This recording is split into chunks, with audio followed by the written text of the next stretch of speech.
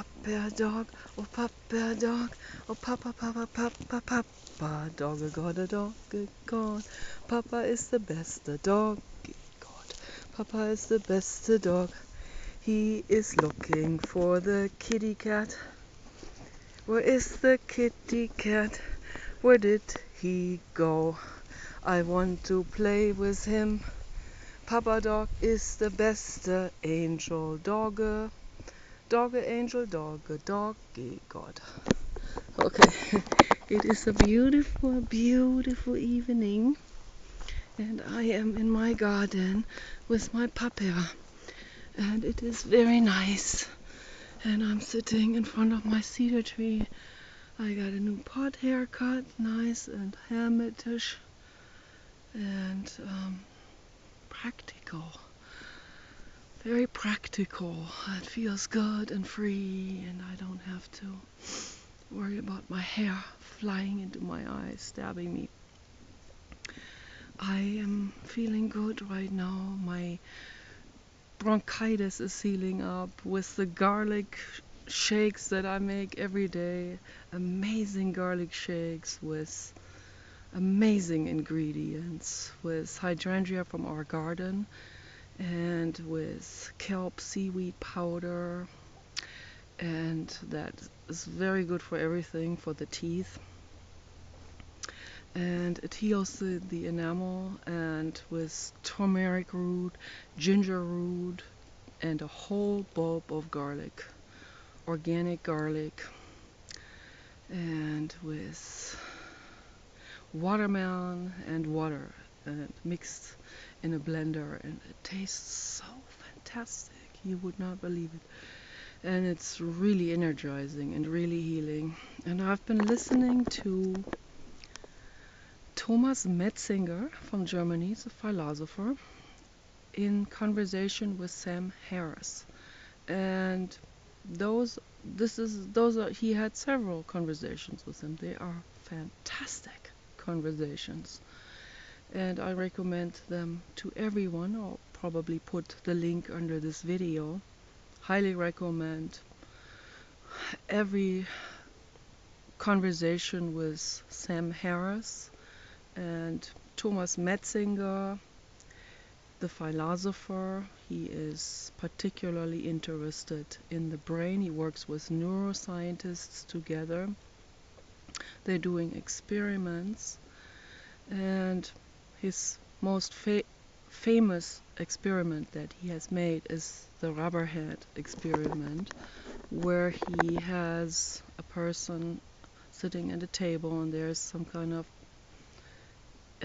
like a short wall in front of the person, and on the right hand side is a rubber hand covered with some black material to make it look like a sleeve, and on the other side is the person's left hand, and that also is covered like a sleeve up to the wrist, and so that it makes it look like these two hands sort of belong together, are made out of the same material. And so the person, it gets a hand treatment from the experimenter, and the experimenter lady brushes the left hand, the real hand of the lady, while she simultaneously brushes the rubber hand. So the person looking at her left hand and at the rubber hand on the right side. And so then they want, because they want to create this illusion of, I'm feeling my hand while the hand is being stroked, while simultaneously the rubber hand is also being stroked. And this gives an impression to the nervous system as if the rubber hand is also my hand. And so then they test that, and they do some terrible things to the rubber hand. They hammer on it, and the person immediately withdraws her hand and jumps back. So I think that was done with a guy, and but I don't know what they did all kinds of things to the rubber hand just to see whether the person actually reacts. And they also studied this with studying the brain activity while they were doing it with fMRI testing, and they see that the same regions are active when the rubber hand is being treated as when the person's real hand is being treated. So this also overlaps into the study of the mirror effect, uh, the mirror neurons in the brain, where we actually identify ourselves with someone else. That's very important in the processing of compassion. And it ties into the work of Dr. Vilayano Ramachandran at UC San Diego with all of his tests that he has done on phantom limbs and on missing limbs that a person never had in the first place and still felt that hand that was not there. And there are also people who have, I forgot the scientific term for it now, but there are people also, it's very rare, that have a missing representation in their brain of a certain arm or leg or two legs. And when that happens, those people end up wanting to have their limbs cut off, amputated off, because they feel like these limbs don't belong to them. Although they have nerves in them and the nerves communicate back to the central nervous system, because the representation of this, we have a whole representation in our nervous system of the entire body, of every single cell and aspect and every single function, every single piece of biological material is represented. And in very rare cases, some of these representations are missing. Like, for example, there are about 3 people in the world who have a representation in the brain that stops here at in the middle of the upper thigh, and a woman and I think 2 men or something, and one woman in England, I think, and it's so extremely rare. And so they really feel like this is the leg, that they feel pain and everything, and they walk on the legs. They still feel like the legs are not part of them because the representation center has that missing. So it's very, very interesting. So, and all of this ties into the question, what is the self? What am I? And I was thinking about this under the shower also. This is so interesting to me, this is the most interesting subject in the world. I could talk about this forever, all the time, with anyone who's interested. I want to talk about this. This is absolutely fascinating. Every one of us has this feeling because we have a representation of our body. We use our body, we feel our body, it signals back to us and to our central nervous system, and we see the world around us as peripheral. So we find ourselves to be the center of the universe. Each person is the center, sort of, of the universe. But in reality, I mean, in truth, I have to be careful with the words. In truth, there is no center. In reality, we can create a center. Yes, we can say, let's say, I make this here the center now of the universe. that's in the field of reality, because I just decided that's what I want to make the center of the universe. Then in that moment it stands as that. But in truth, the absolute truth is that there is no center at all. A center does not exist, and a beginning doesn't exist, and an end does not exist either. And that's very hard for a lot of people to accept. It's very hard to put their minds around.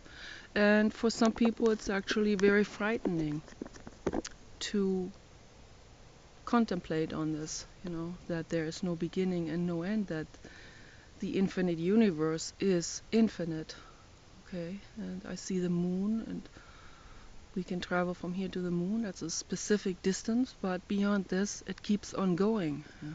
So it just keeps on going. It keeps on going and ongoing and ongoing. There may be multiple universes within the infinite, okay? And these universes may be sort of convoluted in themselves, and they may even interfere with one another, and there may be all kinds of things happening. But the truth is that things keep on going. Whatever there is, whatever there may be vacuum for a while of some sort, but even that does not exist. There is no vacuum. What do you interpret as being a vacuum? So even if we create some sort of vacuum where there's no air in it or no particles, then there's still subatomic activity going on. So there is never a total vacuum in anything. It's just everything is, and in the word everything, that's another thing that another word that we have to be very careful about. I'm using everything as just as a figure of speech, because in truth there's no such thing as everything, because it's endlessness. So endlessness is not finite, and when we're talking about something that is not finite, that is endless, then there is no such thing as everything, because that concept falls away by itself. And it's very interesting to ponder over this, me, I exist, I perceive myself right now in this moment sitting here as I'm sort of like the center for myself, like I'm the captain in my own bathtub, sort of, and I have a little ducky in it. That's my rescue boat, and this is the same thing. I sit here, I'm the captain of my own bathtub. I think I am the center of the universe, at least for myself, for this organism. It appears as this is sort of a center, and the other things around me are peripheral. But in truth, this is my reality, and we each have this, and this is in the field of reality. But in truth, which is beyond reality, truth is beyond reality. In truth, there is no center. I am not a center, and no one is a center, and nothing is a center. Okay. We just happen to exist as separate individuals. But if we look at it very closely, and right now I'm looking at it from an intellectual point of view, probably most likely not from a selfless point of view. But, and that's the other thing I wanted to talk about. When do we lose this self? When do we dissolve it? That's another thing that goes very deep. To dissolve that self.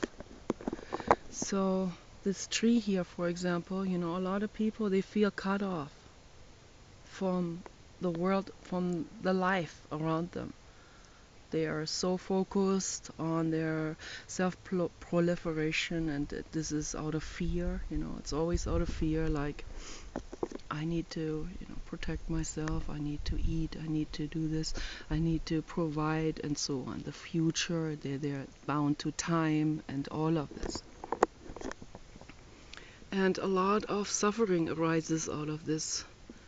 That's why it is so important that we begin to ponder over the dissolution of the ego, the self, this self-perception, the image making, of the image of I am the center and the things around me are peripheral or marginal, and people will really actually think this, and this is also why we have that in our language.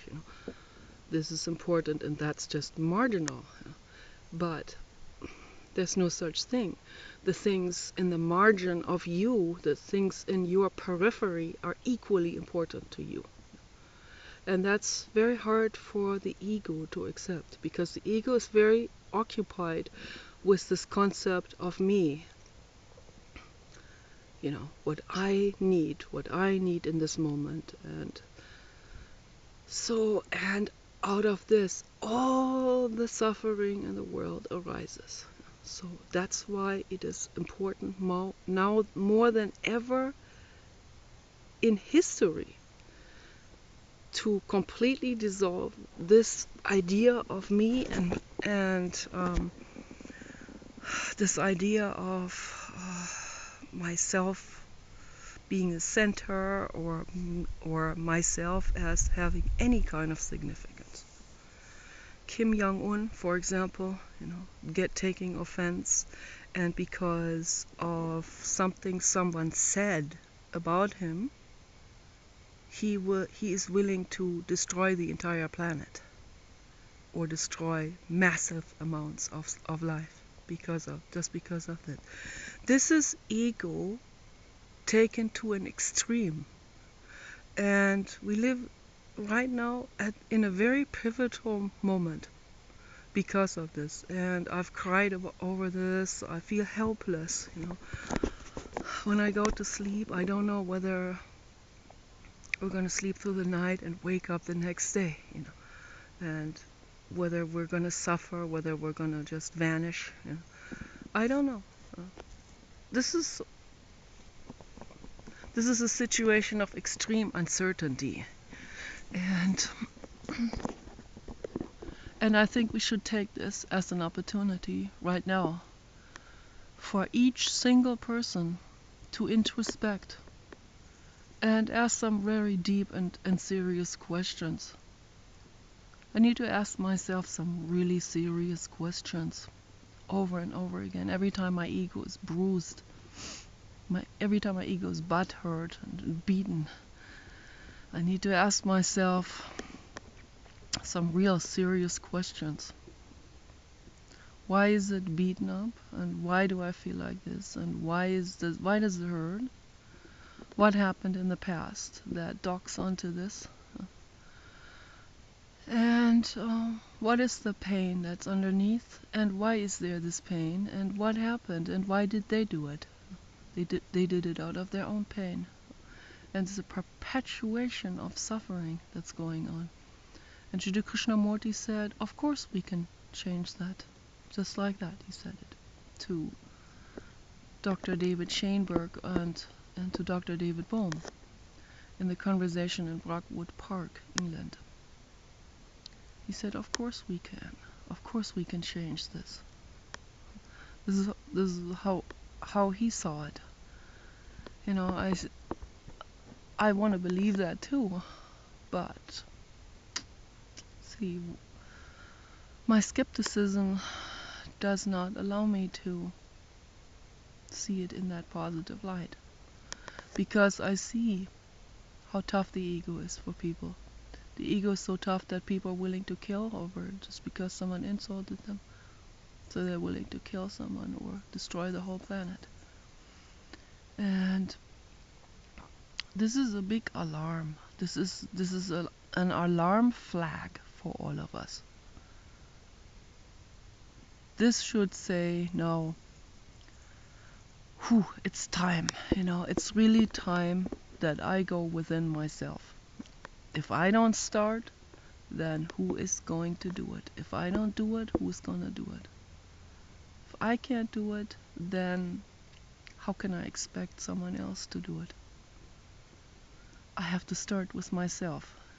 This peace process starts with you, with every single person. We have no other choice other than to do it. And I feel very awkward always, every time I make a video, I feel really awkward and stutter and all of. But this is very important. I am absolutely digging into this subject all the time, non-stop, whatever I'm doing. So we need to start this conversation. You guys take care. Bye bye.